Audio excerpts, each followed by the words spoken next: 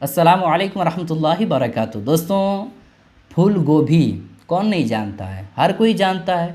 ये अलग बात है कि इस चीज़ को कुछ जगहों में दूसरे नाम से पुकारा जाता हो, लेकिन अगर आपको पता नहीं है कि मैं आज किस चीज़ के बारे में बात करने वाला हूँ तो आपको स्क्रीन पे भी दिख रहा होगा, आप देख लीजिए। इससे अंदाज़ा आपको हो गया होगा कि मैं किस चीज़ के फ़ायदे के बारे में बात करने वाला हूँ। फूल गोभी एक ऐसी सब्ज़ी है, एक ऐसी चीज़ है जिसको अगर आप खाते हैं तो आपके जिस्म में, आपके शरीर में, आपके बदन पर इतने ज़्यादा फ़ायदे होंगे कि आप सोच भी नहीं सकते हैं कि जो बाज़ारों में आसानी के साथ मिल जाता है, इसके अंदर इतने ज़्यादा फ़ायदे हो सकते हैं।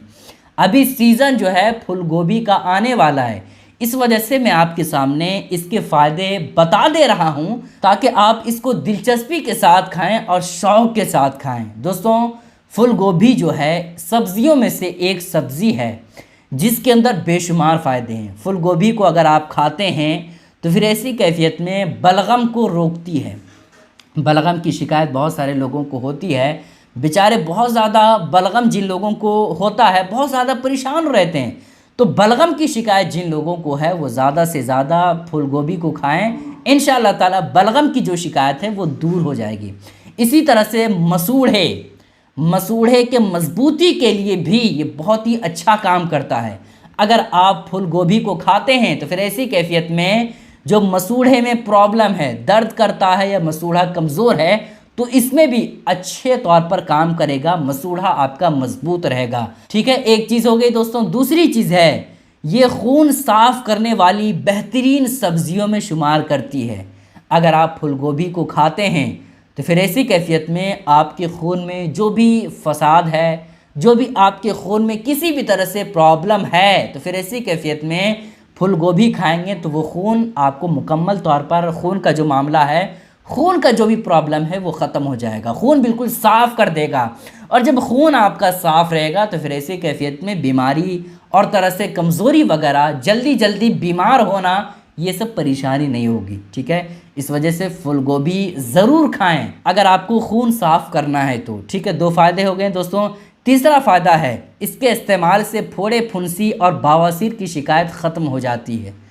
अगर आपके बदन में फोड़े फुंसी हो रहे हैं, कुछ लोगों का ये मामला होता है दोस्तों कि बदन पे बहुत ही ज़्यादा फोड़े फुंसी होने लगते हैं। मतलब कुछ लोगों का ऐसा होता है दोस्तों कि कोई प्रॉब्लम नहीं होता है, ना ही बीमारी उन्हें हुई रहती है, ना किसी और तरह से जिसमें कोई परेशानी हुई रहती है, लेकिन इसके बावजूद कुछ लोगों का होता ये है कि अचानक खुद ब खुद जो है फोड़े फुंसी बदन में, चेहरे में, जिस्म के हिस्से में निकलना शुरू हो जाता है। तो जिन लोगों को फोड़े फुंसे की शिकायत है, फिर ऐसी कैफियत में वो लोग ज़्यादा से ज़्यादा फूल गोभी को इस्तेमाल करें। अगर फूल गोभी का ज़्यादा इस्तेमाल करते हैं तो फिर ऐसी कैफियत में फोड़े फुंसी की जो शिकायत है वो इंशाअल्लाह ताला ख़त्म हो जाएगी। ठीक है, इसी तरह से जो बवासीर की शिकायत जिन लोगों को है, बेचारे बहुत ज़्यादा परेशान होते हैं, चाहे मर्द हों या औरत। जिन लोगों को ये शिकायत है, अल्लाह ना करे किसी को हो, लेकिन जिन लोगों को हो गई है ये बीमारी, अल्लाह पाक उसे इस मर्ज़ से निजात अता फरमाए। लेकिन अगर आप फूल गोभी का इस्तेमाल करते हैं तो बवासीर की जो शिकायत है वो इंशाअल्लाह ताला ख़त्म हो जाएगी। ठीक है, कितनी चीज़ें हो गई दोस्तों? 3 चीज़ें, है ना। चौथी चीज़ है दोस्तों खूनी वबाई। बवासीर के अलावा पेशाब की जलन और जुरियान के लिए भी बहुत ही ज़्यादा मुफीद है। बहुत सारे लोगों की ये शिकायत होती है कि पेशाब जो है, पेशाब जब करते हैं तो जलन बहुत ज़्यादा होती है। कभी कभार पेशाब जो है बहुत ज़्यादा पीला आने लगता है ना, होता है कभी कभार। और इसी तरह से पेशाब के रास्ते में जो है जलन बहुत ज़्यादा होती है।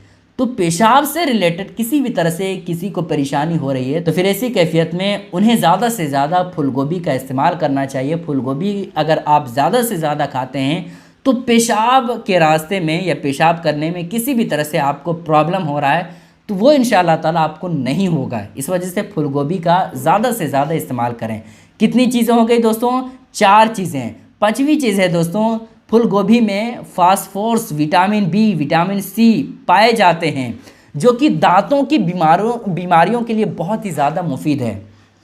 दांतों में जिन लोगों को बीमारी होती है, जैसे दांत वगैरह जो है कमज़ोर होना, इसी तरह से दांतों में कीड़े लगना, और जब कीड़े दांतों में लग जाते हैं तो फिर ऐसी कैफियत में उसके दांत बहुत ही ज़्यादा कमज़ोर हो जाते हैं और जब दांत कमज़ोर हो जाता है तो फिर ऐसी कैफियत में बहुत ही ज़्यादा दर्द करता है। दांत में दर्द की शिकायत जिन लोगों को है, आप उनसे पूछिए कि कितनी ज़्यादा परेशानी होती, बहुत ही ज़्यादा परेशानी होती है दोस्तों।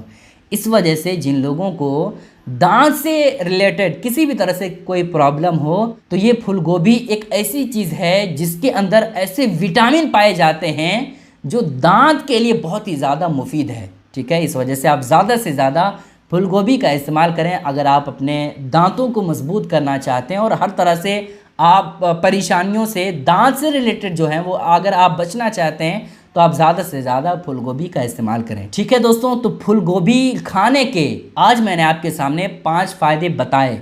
और ऐसा नहीं है कि फूल गोभी खाने के सिर्फ और सिर्फ 5 ही फ़ायदे, नहीं, इसके अलावा भी बेशुमार फ़ायदे हैं दोस्तों जो एक वीडियो में बता नहीं सकते हम।